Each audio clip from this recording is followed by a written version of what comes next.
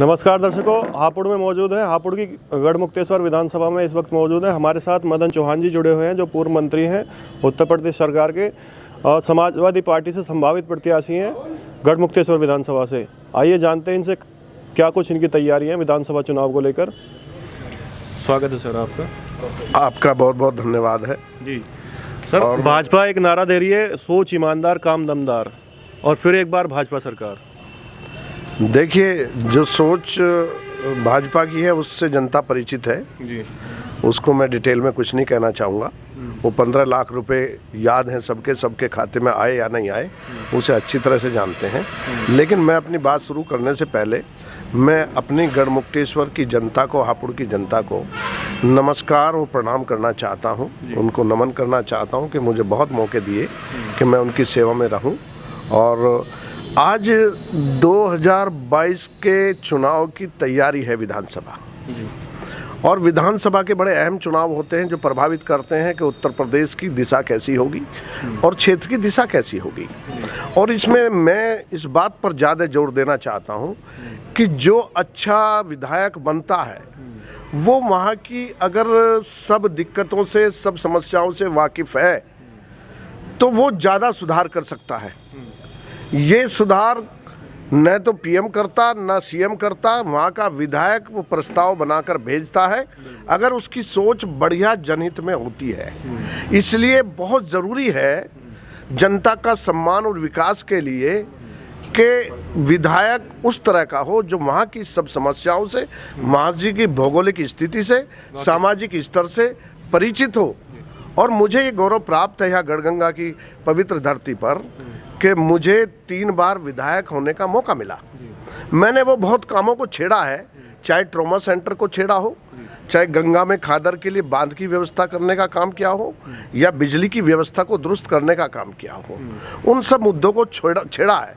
अब बीच में किसी कारणवश मैं नहीं चुना गया, लेकिन आज उन दिक्कतों की तरफ मैं जनता का ध्यान आकर्षित करता हूँ, क्योंकि ये मुद्दे बिजली का मुद्दा है। घोटाला करेगा अधिकारी, भुगतेंगे उपभोक्ता। ये कहाँ का न्याय है? एक तरफ आप रेट बढ़ा रहे हैं, एफआईआर कर रहे हैं, और बिजली के नाम पे उनको जो ठगने का काम किया जा रहा, परेशान किया जा रहा। मैं अगर चुना जाता हूं तो निश्चित तौर से बिजली में सुधार करूंगा। अब तो थाने भी बना दिए गए हैं चेकिंग के लिए। हाँ, वो देखिए, मैंने बताया ना, ये तो एक वसूलियाबी का ऐसा कार्यक्रम कर दिया कि उपभोक्ता कुछ नहीं बोले और जो तुम करते जाओ मनमानी का ये काल चल रहा है। ये जो घोटाले सब लोगों ने अपने बिल जमा किए थे, चाहे ट्यूबवेल का हो चाहे किसी और बिल का हो, लेकिन वो उसने जमा ही नहीं किए उनके अधिकारी ने। घोटाला अधिकारी ने किया, विभाग ने किया, उपभोक्ताओं के उस पर क्यों डाला जाएगा? इसके विरोध में मदन चौहान खड़ा होकर के इसको निपटाएगा। दूसरा मैं कहना चाहता हूँ, स्वास्थ्य विभाग इतना गिर गया है, पीएचसी सीएचसी के सब ताले लगे हैं, और कोई भी आदमी आज सरकारी अस्पताल में अपना इलाज भी नहीं करवाना चाहता क्योंकि विश्वास उठ गया है। मैंने अपने कार्यकाल में ट्रॉमा सेंटर स्वीकृत कराया था, जो बनना शुरू हो गया था और वो बन रहा था।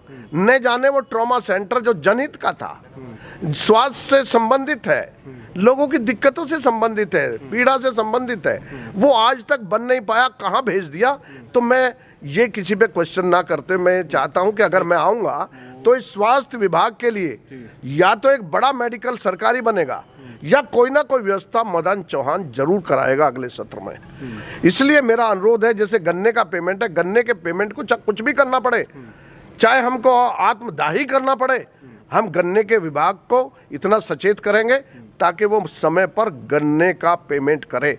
अलग से बजट बनाने की बात करते हैं। अलग से, देखिए, अलग से बजट बनाए सरकार, लेकिन मुझे ये पता है इन मिलों का, जैसे सिंभावली शुगर मिल का आज भी बकाया है। सरकार मर्जी चाहे जो दुहाई दे, लेकिन गन्ना उत्पादकों का तो गन्ना भुगतान हो नहीं पाया। उनका भुगतान नहीं होगा तो कैसे काम चलेगा? तो कुछ भी व्यवस्था करनी पड़े, इसको गन्ना भुगतान की व्यवस्था करनी पड़ेगी।